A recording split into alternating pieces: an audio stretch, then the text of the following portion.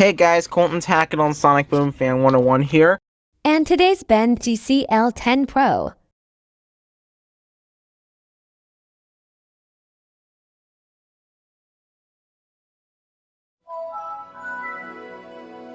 So I've been looking for less expensive smartphones to test, and this newcomer from TCL popped up. You know, the TV company.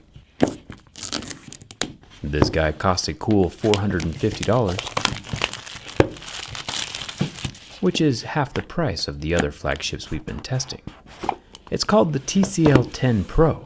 Even though it's TCL's first branded phone, they're calling it a number 10, probably so it'll fit in with the Samsungs and iPhones. You know, like a fake ID that makes you seem older than you actually are. Tricky, but also kinda smart. This is the Ember Gray color, which I guess if you look at the gray part of an Ember, it does kinda match. Before we turn the phone on, let's see what else ships with the TCL 10 Pro. We have the SIM card removal tool, along with a transparent rubber protective case. I'm a fan of that. And an 18-watt fast charging brick. This is the same wattage of brick that ships with the iPhone 11 Pro, but it's only about half the watts that we normally see with Android. What's up with that? It's time to see if this newcomer can handle my durability test. All of the inexpensive bells and whistles in the world won't matter if the phone isn't durable. Let's get started.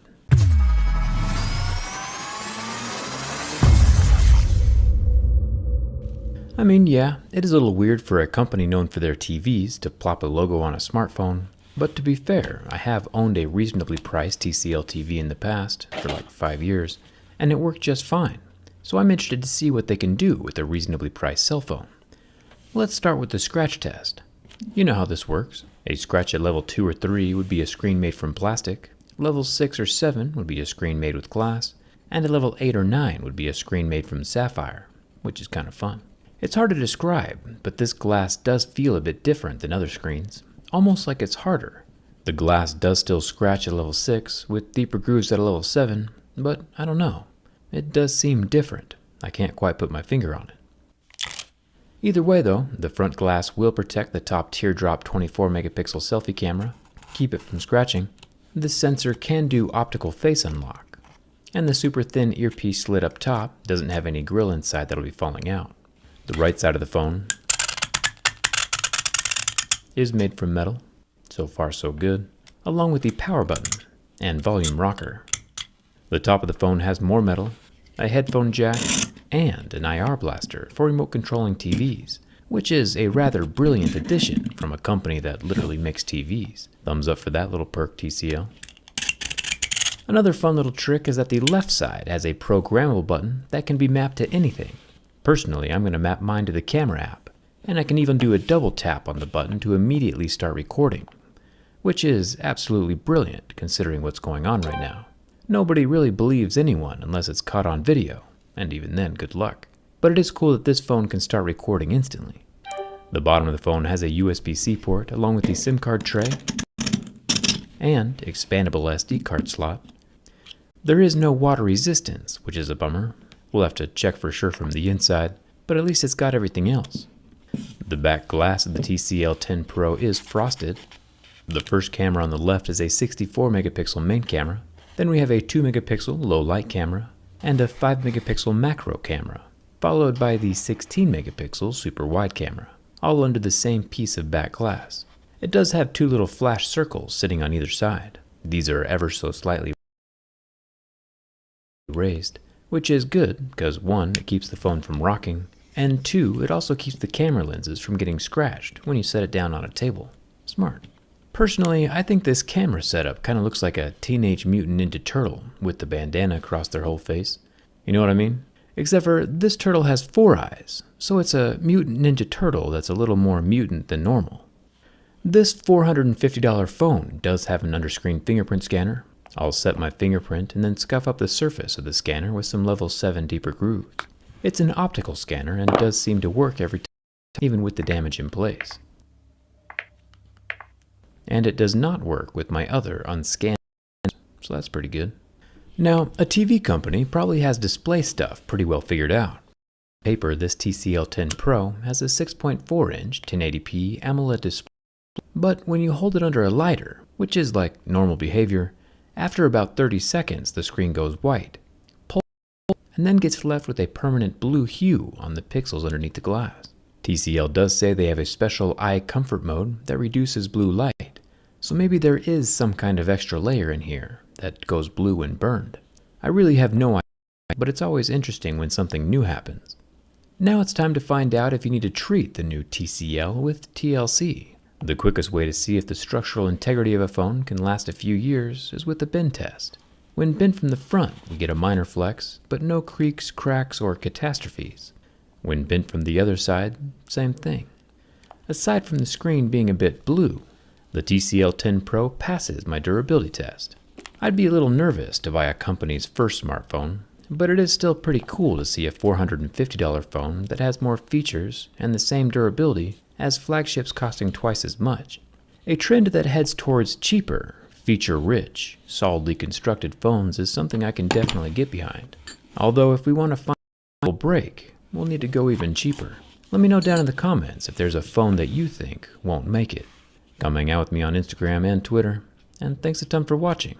I'll see you around. Starts with purple place.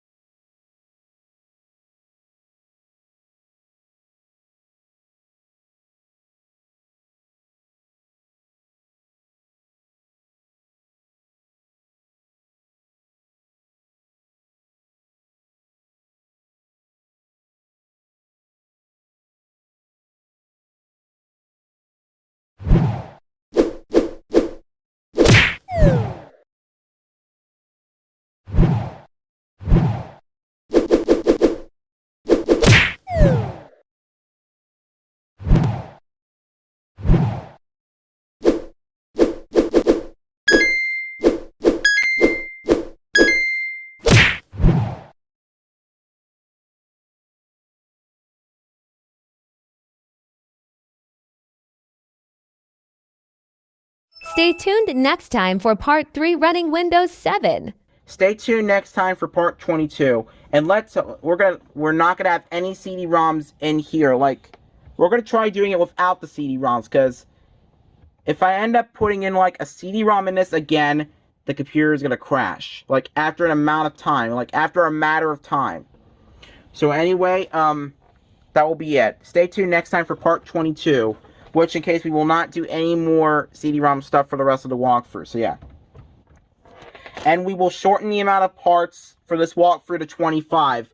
Just like what we did with, it's going to be like, it's the same amount of parts for, the 2019 edition of the Dell Dimension 4600 walkthrough. So yeah. Thank you, viewers, for watching. This is Colton Tackett on Sonic Boom Fan 101 signing off. Excuse me, viewers. As I was saying, this is Colton Tackett on Sonic Boom Fan 101 signing off. And this computer better not crash again. See you guys next time. Peace out.